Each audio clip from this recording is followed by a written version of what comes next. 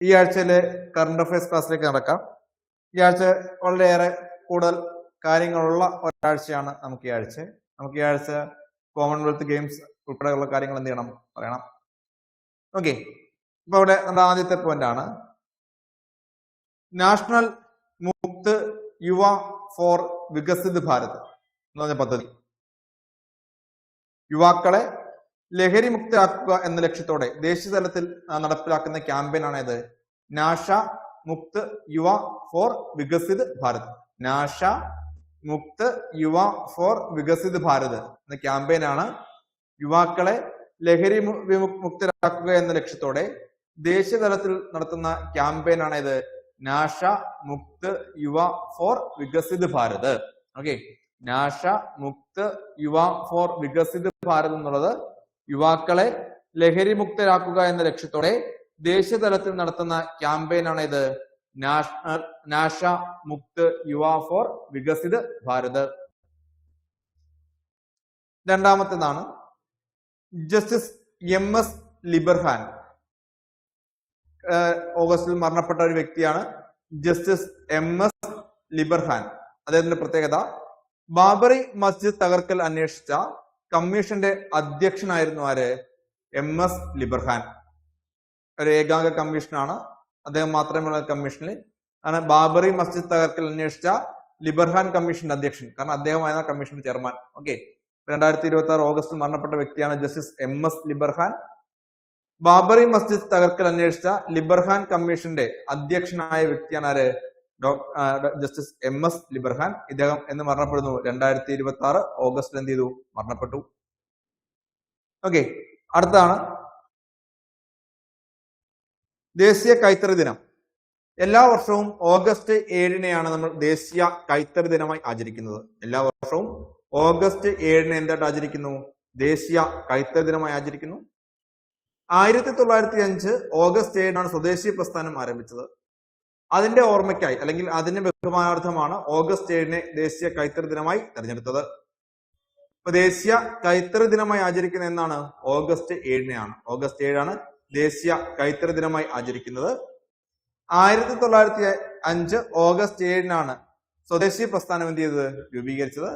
അതിന്റെ ഓർമ്മയ്ക്കായാലും സ്മരണയ്ക്കായിട്ടാണ് ഈ ഓഗസ്റ്റ് 7-നെ ദേശീയ കൈത്തറി ദിനമായി ആചരിക്കുന്നത്. ഓക്കെ, ദേശീയ കൈത്തറി ദിനം എന്നാണ്? ഓഗസ്റ്റ് 7. അടുത്ത സമ്പദ് പോർട്ടലാണ്. സമ്പദ് പോർട്ടൽ സർക്കാർ ഭൂമി, കെട്ടിടങ്ങൾ, മറ്റ് പൊതുസ്വത്തുക്കൾ എന്നിവയുടെ വിവരങ്ങൾ ഒരു പ്ലാറ്റ്ഫോമിൽ കൊണ്ടുവരാനായി തയ്യാറാക്കുന്ന ഓൺലൈൻ പ്ലാറ്റ്ഫോമാണ് ഇത് സമ്പദ് പോർട്ടൽ. കേരള സർക്കാർ നടപ്പിലാക്കുന്ന പോർട്ടലാണ് ഇത് സമ്പദ് പോർട്ടൽ. സർക്കാരിന്റെ ഭൂമി, കെട്ടിടങ്ങൾ, മറ്റ് പൊതുസ്വത്തുക്കൾ എന്നിവയുടെ വിവരങ്ങൾ ഒരു പ്ലാറ്റ്ഫോമിൽ കൊണ്ടുവരാനായി തയ്യാറാക്കുന്ന ഓൺലൈൻ പ്ലാറ്റ്ഫോമാണ് ഇത് സമ്പദ് പോർട്ടൽ. കേരള സംസ്ഥാന സർക്കാരാണ് ഏത് പോർട്ടൽ നടപ്പിലാക്കുന്നത്? സമ്പദ് പോർട്ടൽ നടപ്പിലാക്കുന്നത്. ഓക്കെ, ഇപ്പൊ വേണം ചോദിക്കാം, സർക്കാർ ഭൂമി, കെട്ടിടങ്ങൾ, മറ്റ് പൊതുസ്വത്തുക്കൾ എന്നിവയുടെ വിവരങ്ങൾ നൽകുവാനായി കേരള സർക്കാർ രൂപീകരിച്ച പുതിയ പോർട്ടലിന്റെ പേരെന്താണ്? സമ്പദ് പോർട്ടൽ. അടുത്ത ഗ്രീൻ മാർഷൽസ്. കേരളത്തിലെ വിനോദസഞ്ചാര കേന്ദ്രങ്ങൾ കൂടുതൽ സ്ത്രീ സൗഹൃദവും സുരക്ഷിതമാക്കുന്നതിനായി സംസ്ഥാന സർക്കാർ അടുത്തിടെ ആരംഭിച്ച പുതിയ പദ്ധതിയാണിത് ഗ്രീൻ മാർഷൽസ്.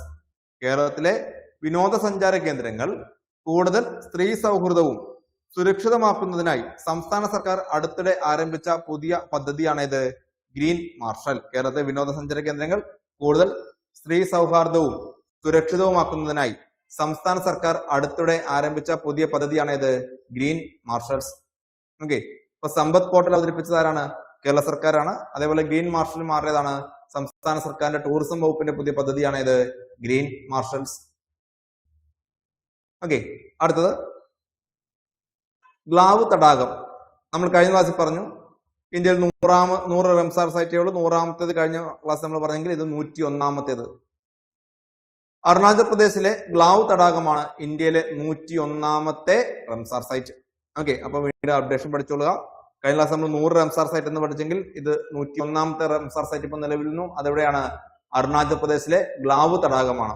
ഓക്കെ, അരുണാചൽ പ്രദേശിലെ ഗ്ലാവ് തടാകമാണ് ഇന്ത്യയിലെ ഏറ്റവും അവസാനമായി വന്ന റംസാർ സൈറ്റ്. ഇന്ത്യയിലെ 101ാമത്തെ റംസാർ സൈറ്റ് ആണ് ഇത് ബ്ലാവ് തടാകം ഇന്ത്യയിലെ 101ാമത്തെ റംസാർ സൈറ്റ് ആണ് ഇത് ബ്ലാവ് തടാകം. ഓക്കെ, നിലവിൽ ആകെ എത്ര റംസാർ സൈറ്റുകളുണ്ട്? 101 റംസാർ സൈറ്റുകളാണ് ഇവിടെയുള്ളത്, ഇന്ത്യയിലുള്ളത്. അടുത്തത് ശ്രീ പത്മനാഭസ്വാമി ക്ഷേത്രമാണ്. അതായത് അടുത്തിടെ ഇന്ത്യൻ തപാൽ സ്റ്റാമ്പിൽ ഉൾപ്പെടുത്തിയ കേരളത്തിലെ ക്ഷേത്രമാണിത് തിരുവനന്തപുരം ശ്രീ പത്മനാഭ സ്വാമി ക്ഷേത്രം.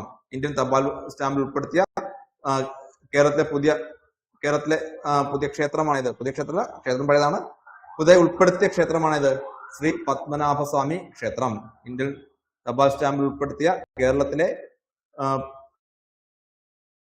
പുതിയ ഉൾപ്പെടുത്തിയ ആകെ 4 ക്ഷേത്രങ്ങൾക്കാണ് ഈ പദവി ഉള്ളത്. ഗുരുവായൂരും ശബരിമലയും പിന്നെ കാസർഗോഡ് ഒരു ക്ഷേത്രമുണ്ട്. അതുപോലെ തിരുവനന്തപുരത്ത് ശ്രീ പത്മനാഭസ്വാമി ക്ഷേത്രം. ഈ 4 ക്ഷേത്രങ്ങൾക്കാണ് ഇന്ത്യൻ തപാൽ പോസ്റ്റ് സ്റ്റാമ്പില് പെർമനന്റ് പിക്ടോറിയൽ ക്യാൻസലേഷൻ എന്ന പ്രത്യേക തപാൽ മുദ്രയും സ്പെഷ്യൽ കവറും എന്ത് ചെയ്ത് അനുവദിച്ചത്. ഓക്കെ, തിരുവനന്തപുരം ശ്രീ പത്മനാഭസ്വാമി ക്ഷേത്രം. അടുത്ത് ദക്ഷിണ റെയിൽവേയുടെ ആദ്യത്തെ മെക്കാനിക്കൽ ഹെറിറ്റേജ് മ്യൂസിയം നിലവിൽ വരുന്നത് ഷൊർണൂരാണ്. ദക്ഷിണ റെയിൽവേയുടെ ആദ്യത്തെ മെക്കാനിക്കൽ ഹെറിറ്റേജ് മ്യൂസിയം നിലവിൽ വരുന്ന എവിടെയാണ്? ഷൊർണൂരാണ്. ദക്ഷിണ റെയിൽവേയുടെ ആദ്യത്തെ മെക്കാനിക്കൽ ഹെറിറ്റേജ് മ്യൂസിയം നിലവിൽ വരുന്ന എവിടെയാണ്? ഷൊർണൂരാണ്. ദക്ഷിണ റെയിൽവേയുടെ ആദ്യത്തെ മെക്കാനിക്കൽ ഹെറിറ്റേജ് മ്യൂസിയം നിലവിൽ വരുന്നത് ഷൊർണൂര്.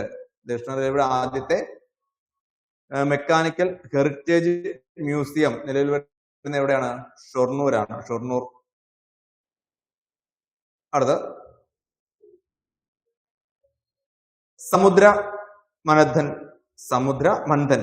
സമുദ്രമന്ഥൻ ആഴക്കടലിലെ എണ്ണ പ്രകൃതിവാതക പരിവേഷണം ത്വരിതപ്പെടുത്താനായി കേന്ദ്ര സർക്കാർ ആരംഭിച്ച പദ്ധതിയാണിത് സമുദ്രമന്ഥൻ. ആഴക്കടലിലെ എണ്ണ പ്രകൃതിവാതക പരിവേഷണം ത്വരിതപ്പെടുത്തുന്നതിനായി കേന്ദ്ര സർക്കാർ ആരംഭിച്ച പുതിയ പദ്ധതിയാണിത് സമുദ്രമന്ഥൻ. ഓക്കെ, അടുത്ത ഐറിസ്. കേരളത്തിലെ ഹൈസ്കൂളുകളിൽ നിർമ്മിത ബുദ്ധി അഥവാ എഐയും റോബോട്ടിക്സും പ്രോത്സാഹിപ്പിക്കുന്നതിനായി കൈറ്റ് നടപ്പിലാക്കുന്ന പുതിയ പദ്ധതിയാണിത് ഐറൈസ്. കേരളത്തിലെ ഹൈസ്കൂളുകളിൽ നിർമ്മിത ബുദ്ധിയും റോബോട്ടിക്കും പ്രോത്സാഹിപ്പിക്കുന്നതിനായി കൈറ്റ് അവതരിപ്പിക്കുന്ന പുതിയ പദ്ധതിയാണിത് ഐറൈസ്. കേരളത്തിലെ ഹൈസ്കൂളുകളിൽ നിർമ്മിത ബുദ്ധിയും എഐ റോബോട്ടിക്സും പ്രോത്സാഹിപ്പിക്കുന്നതിനായി കൈറ്റ് നടപ്പിലാക്കുന്ന പുതിയ പദ്ധതിയാണിത് ഐറൈസ്. ഓക്കെ, കേരള ഹൈസ്കൂളുകളിൽ നിർമ്മിത ബുദ്ധിയും എഐ റോബോട്ടിക്സും പ്രോത്സാഹിപ്പിക്കുന്നതിനായി കൈറ്റ് നടപ്പിലാക്കുന്ന പുതിയ പദ്ധതിയുടെ പേരാണിത് ഐറൈസ്. നമുക്ക് ഞാൻ പറയേണ്ടത് 2026 കോമൺവെൽത്ത് ഗെയിംസ് ആണ്. 2026 കോമൺവെൽത്ത് ഗെയിംസ്. ഇന്ത്യക്ക് മെഡൽ പട്ടികയിൽ 4ാം സ്ഥാനമാണ് നേടിയത്. ഇന്ത്യ മെഡൽ പട്ടികയിൽ 4ാം സ്ഥാനം. 13 സ്വർണവും 17 വെള്ളിയും 9 വെങ്കലം അടക്കം 33 മെഡലുകളാണ് ഇന്ത്യ സ്വന്തമാക്കിയത്.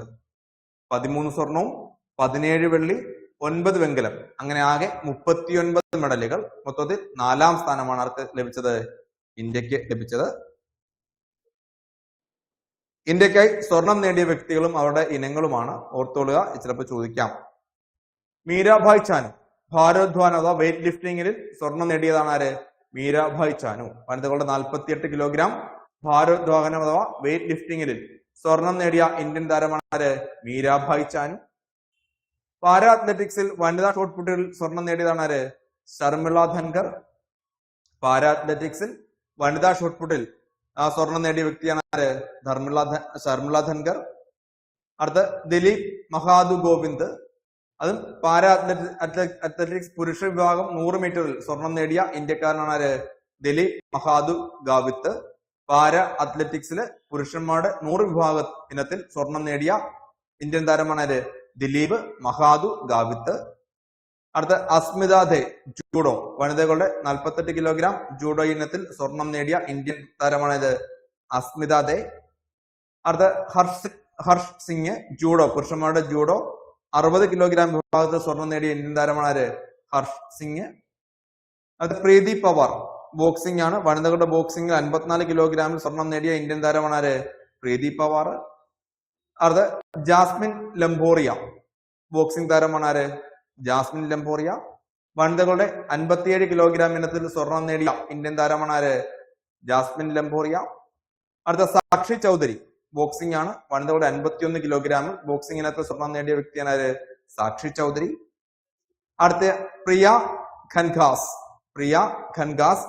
ബോക്സിംഗ് ആണ്. വനിതകളുടെ 60 കിലോഗ്രാം ബോക്സിംഗിൽ സ്വർണം നേടിയ വ്യക്തിയാണ് ആര്? പ്രിയ ഖൻഗാസ്. അടുത്ത അരുന്ധതി ചൗധരി, അതും ബോക്സിംഗ് ആണ്.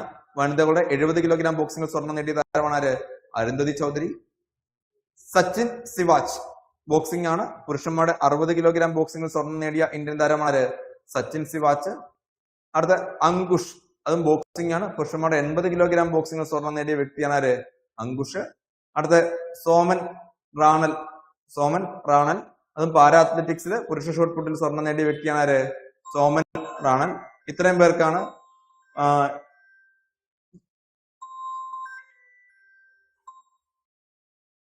പേർക്കാണ് കോമൺവെൽത്ത് ഗെയിംസിൽ ഇന്ത്യക്കായിട്ട് എന്താ നേടിയത്? സ്വർണം നേടിയത്. ഓക്കെ. മീരാഭായ് ചാന് ഭാരോദ്വഹനം, Sharmila Dhankar para athletics, Dilip Mahadugavit para athletics, Asmita Dey judo, Harsh Singh judo, Preeti Pawar boxing, Jasmine Lamboria boxing, Sakshi Chaudhary boxing, Priya Khangas boxing, Arundhati Chaudhary boxing, Sachin Siwach boxing, Ankush boxing, Soman Ranal പുരുഷ ഷോട്ട്പുട്ട് പാരാ അത്ലറ്റിക്സ്. ഇത്തരം പേർക്കാണ് സ്വർണ്ണ മെഡൽ നേടിയത്. ഓക്കെ.